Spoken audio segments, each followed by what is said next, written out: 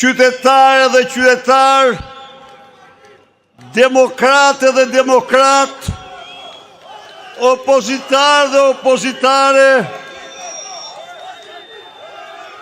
të pranishëm në këtë shesh dhe kudo që jeni sonte, të dashur shqiptare dhe shqiptar, kudo që ndodhi sonte. Përshëndetjet e mia më të përzemërta për ju, misionare dhe misionar të pamposhtur dhe guximtar të kombit shqiptar, të pranishëm sonte në këtë shesh beteje dhe për të gjithë shqiptarët kudo që janë. Të nderuar drejtues të Partisë Demokratike, partive aleate, të nderuar deputet, të pranishëm në këtë protest. Vëllezër e motra, do ta nis këtë fjalë me një mesazh që këtë javë të tmerruar nga protesta jon e kaluar, mediat e qeverisë bën gjithçka ta vendosin në harres. Mesazhi im është ky: sot ne jemi në kilometrin e fundit, me ndihmën e Zotit, asgjë s'do ta ndalë drejt fitores tonë. Sot ne jemi para triumfit të madh. Shumë kujt, triumfi mund t'i duket ende larg, kur shef udhkryqin në cilin ndodhet Shqipëria. Por miqtë e mi, opozita që kemi bërë së bashku vitet e fundit ka qenë padyshim maraton jo e lehtë. Thuaj një kalvar maraton e mbushur me dhunën e narkoshtetit, presione dhe izolime orwelliane.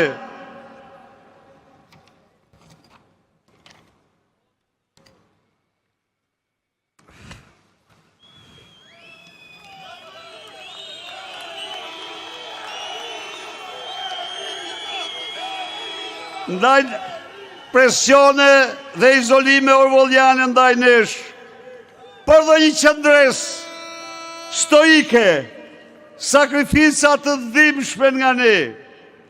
Ishin vitet një përballje tegër me regjimin e narkodiktatorit Maduro, biri një xhelati që firmoste varjen e kundërshtarëve politik dhe që përdori të gjitha mënyrat për realizimin e projektit të tij, Shqipëria me kallp opozit apo Shqipëria pa opozit. Ai bëri gjithçka, përdori burgjet, përdori trillimet, përdori manipulimet, lobimet e korruptuara, por ja ku jemi sot në të fortë se kurrë.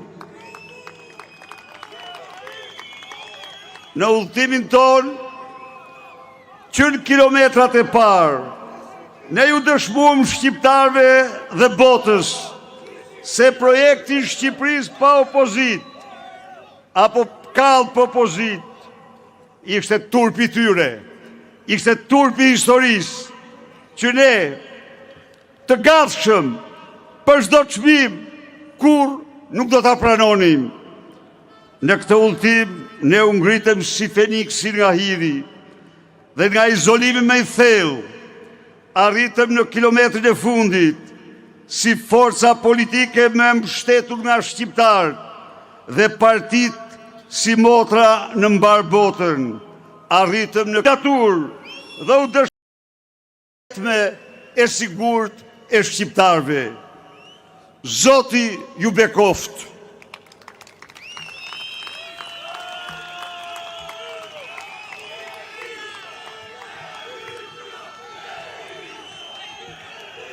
Në udhimin tonë epik, Ne ju provuam shqiptarve dhe botës se jemi të pamposhtur dhe se sot në kilometrin e fundit jemi më të fortë, më të vendosur se kur në ekzistencën tonë, me punë, me vështirësi, me sakrifica, me presione të shumë llojta, por sot që jemi mbledhur masivisht në këtë protestë madhështore, secili nga ne duhet të rikujtoj ato që ne realizuam së bashku hap pas hapi me qendresën tonë, me mbrojtjen e të vërtetave që besojmë gjatë kësaj opozite të vështirë.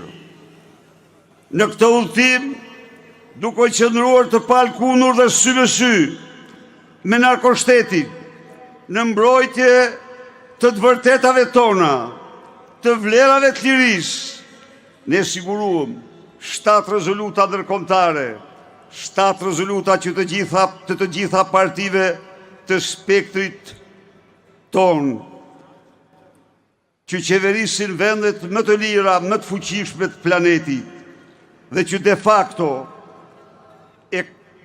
e kaluan Partinë Demokratike nga forca politike më izoluar, në opozitën me mbështetjen më të madhe të gjitha kohërave në arenën ndërkombëtare.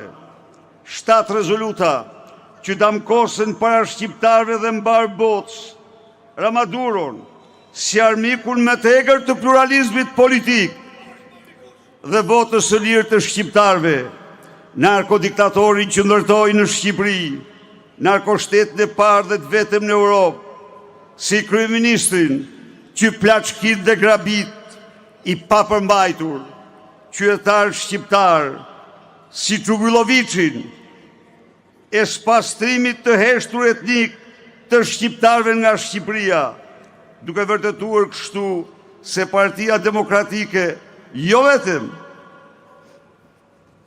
është parti e qendresës pamposhtur, por njëherazi parti e realizimit të pamundurave për kombin shqiptar.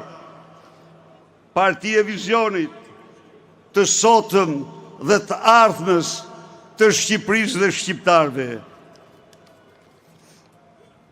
Të dashur miq, në udhëtimin tonë të vështirë, ne vazhdojmë punën për të përmbushur një tjetër premtim që u dham shqiptarëve, mbrojtjen e votës dhe fal punës tuaj të ndershme me vetmohim, fal dokumentave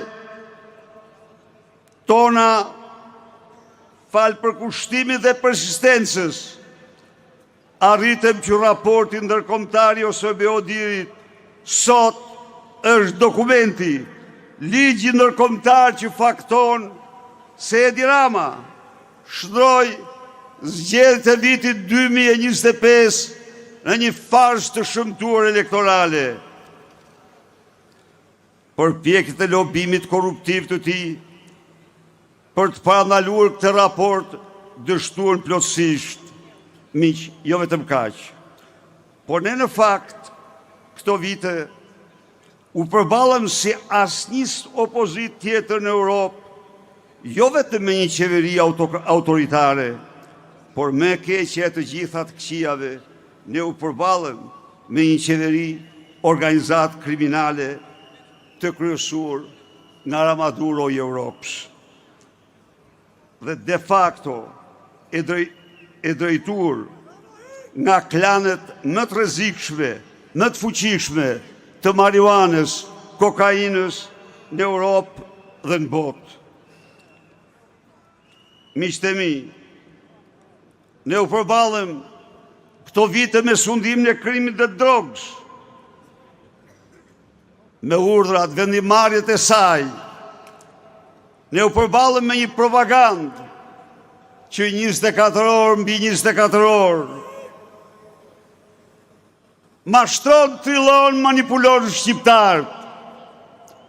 Ne u përballëm me një sundim të medjave nga narkoqeveria, që po adaptojnë një censur të tmerrshme ndaj opozitës. Ne u përballëm me glorifikimin e të keqes, demonizimin e të vërtetës, demonizimin e opozitës.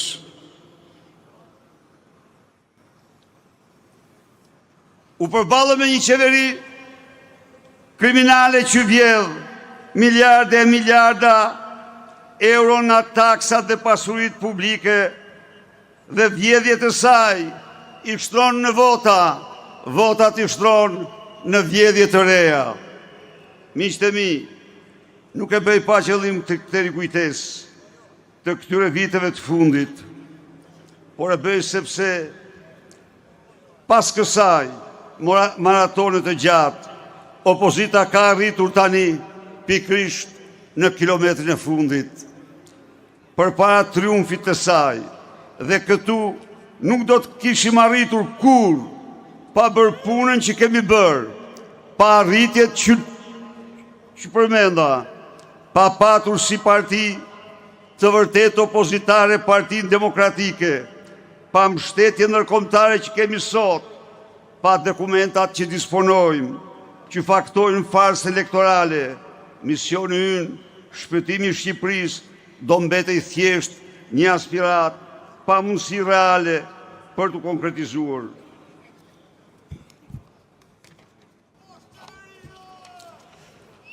Ndaj dhe njëherë të dashur demokratë dhe demokratë, nuk jemi kur aty ku ishim, nuk jemi më në rrugë pa krye, nuk jemi në mjegullnaj, por jemi në kilometrin e fundit, jemi në agun e triumfit tonë.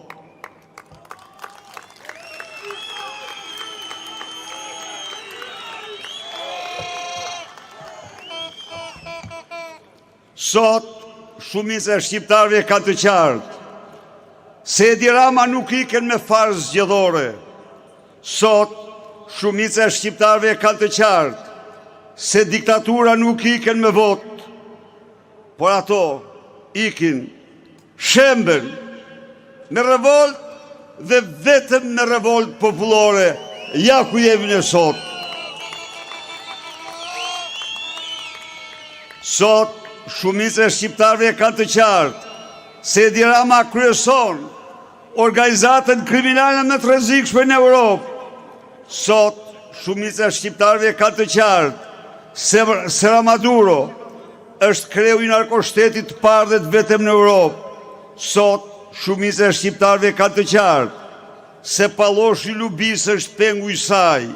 Sot, shumica e shqiptarëve kanë të qartë se Gyzagasi është Rama i Errësirës dhe se Mirlinda e Akshit është si motër siameze e lindës së Surrelit.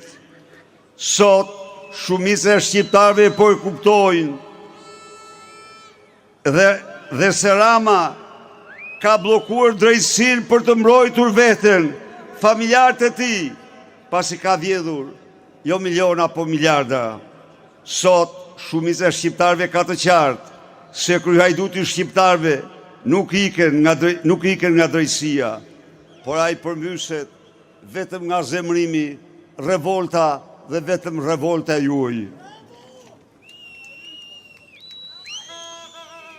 Mirë po, nëse sot gjendemi në kilometrin e fundit të opozitës tonë, përveç arritjeve tona dërtanishme, edhe për një arsye tjetër, ne do triumfojmë.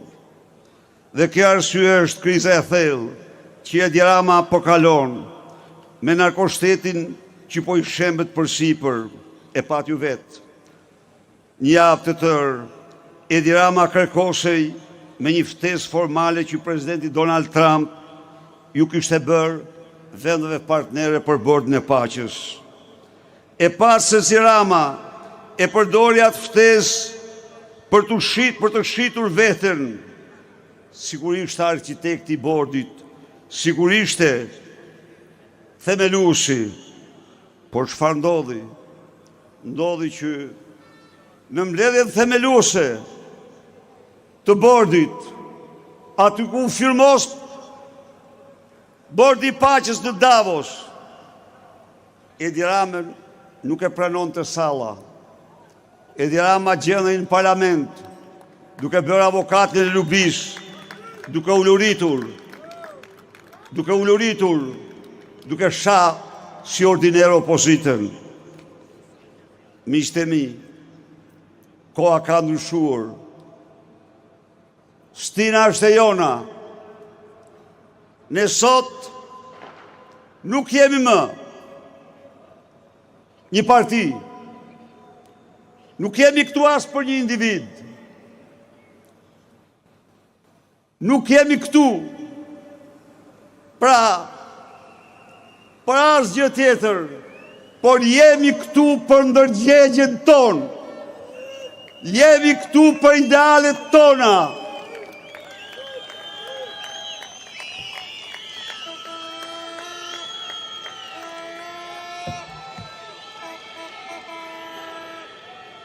Ne jemi këtu për ndërgjegjen tonë kombëtare si shqiptar, sepse nuk duhem e nuk pranojmë më kur që Shqipëria të vjedhiset në honet e historisë, të shpopullohet dhe të ecë sigurt drejt shkretimit nga banorët e saj.